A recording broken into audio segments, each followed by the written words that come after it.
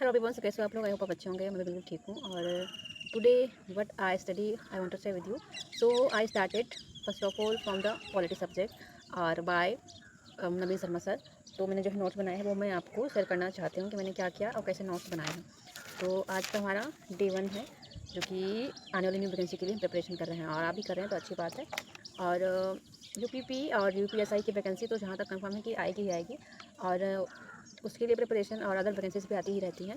तो क्योंकि polity, history, geography और करंट अफेयर्स, बाकी ये सब सब्जेक्ट तो समय पूछे ही जाते हैं।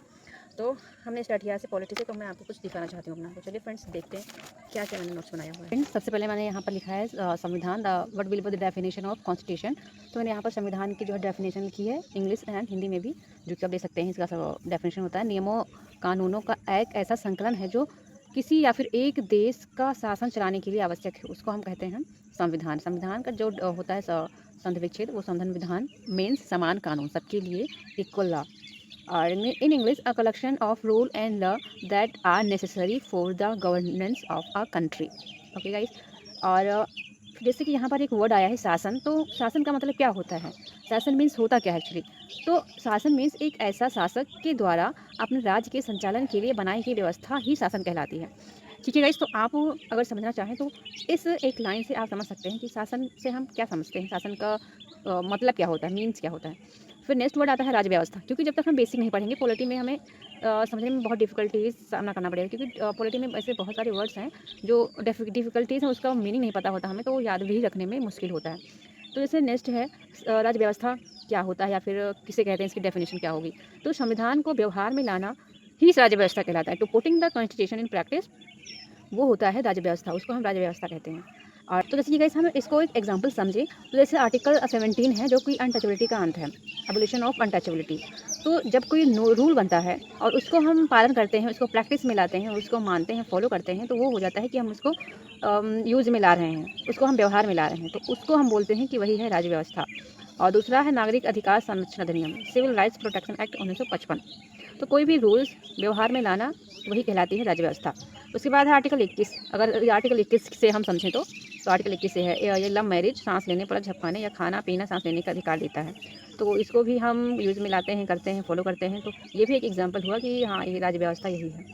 फिर राज्य व्यवस्था को चलाने के लिए किन किन चीज़ों और मतलब क्या क्या इसमें किसके किसके द्वारा जो है राज्य व्यवस्था चलाई जाती है। तो संसद होता है, दंड होता है, गैर संवैधानिक संस्थाएं होती हैं। संसद लॉ मेकिंग का काम करता है, दंड जो है न्यायालय में मिलता है। गैर संवैधानिक संस्थाएं, एक्स्ट्रा कॉन्स्टिट्यूशनल बॉडीज़, इसको हम यहाँ पर फुल विस्तार से समझेंगे।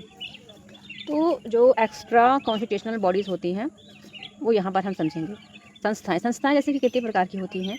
तो एक होती हैं संवैधानिक संस्थाएं, कॉन्स्टिट्यूशनल बॉडीज़, और एक होती हैं असंवैधानिक संस्थाएं, वो होती हैं नॉन कॉन्स्टिट्यूशनल बॉडीज़, और एक तीसरी होती हैं गैर संवैधानिक संस्थाएं। संस्थाएं, इंस्टीट्यूशन आर 3 टाइप्स। तो फर्स्ट हम यहाँ पर पढ़ेंगे संवैधानिक संस्थाएं। मोटे मोटे तौर पर कैसे हम समझते हैं, क्योंकि ऐसे तो वीडियो बहुत लंबी हो जाएगी, बट अगर आप स्क्रीनशॉट लेना चाहें तो आप स्क्रीनशॉट लेके रख सकते हैं। आप ऐसी को एक बार स्क्रीनशॉट ले लीजिए अगर आप चाहें तो, ठीक है।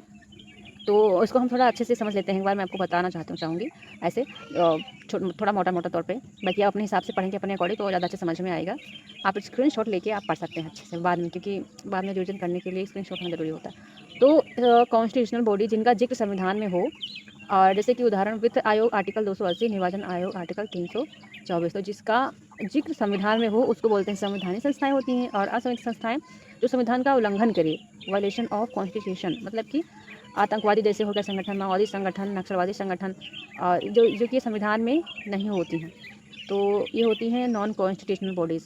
और जैसे कि माओवादी संगठन की शुरुआत चीन के माओ जीडोंग 1950-1960 थे, उनके द्वारा ये हुआ था माओवादी संगठन की शुरुआत। जैसे कि इसका मतलब क्या होता है, ये करते क्या हैं, किसके खिलाफ क्या होता है। तो वंचित वर्ग के राजनीतिक एवं सामाजिक उत्थान के लिए युद्ध होता है, जो माओवादी संगठन होती हैं। तो फिलहाल अब तो कम हो गया है, बहुत सारी चीज़ें पहले तो बहुत ज़्यादा रहती थी माओवादी नक्सलवाद इंडिया में।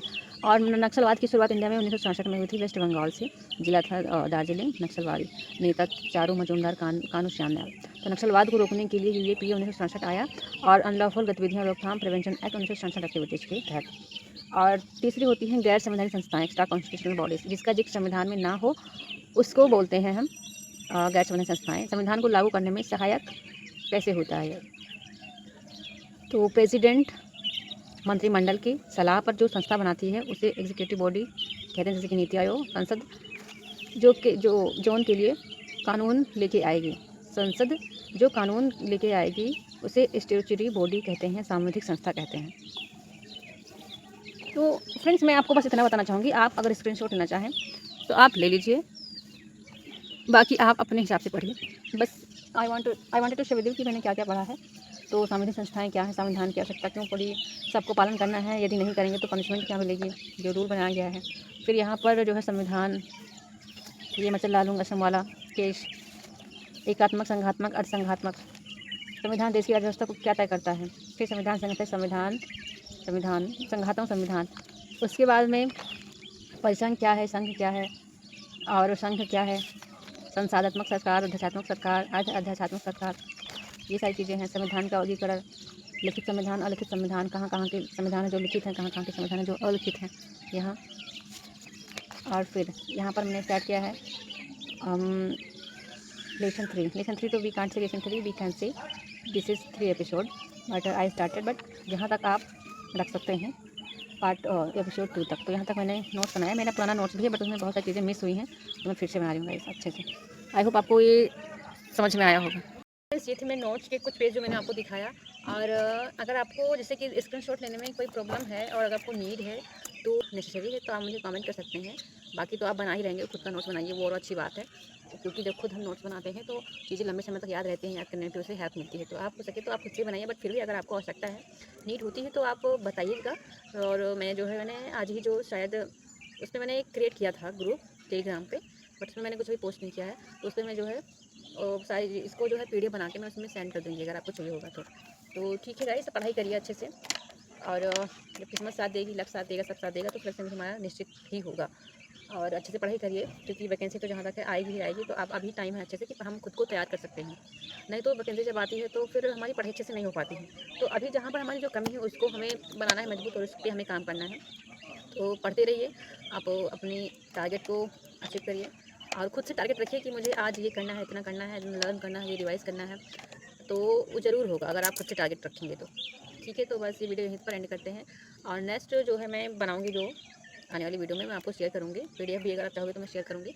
और इसके ज़रिए हम पढ़ते रहेंगे, और जो हम डेली टारगेट रखते हैं खुद से कि आज मुझे ये पढ़ना है, आज मुझे ये वहाँ पर देना है किसी को, इसकी पीडीएफ उसकी पीडीएफ, तो हमारे सिर पे एक थोड़ा सा प्रेशर होता है। तो ये प्रेशर जो है अच्छा होता है कि हम पढ़ेंगे, ताकि इसके ज़रिए से भी पढ़ेंगे, इस वास्ते से भी हम पढ़ेंगे। तो बस यही सब है, और मिलते हैं नेक्स्ट वीडियो में। तब तक के लिए आप अपनी पढ़ाई करते रहिए और अच्छे से अपना ख्याल रखिए। तो जय Hind and have a nice day.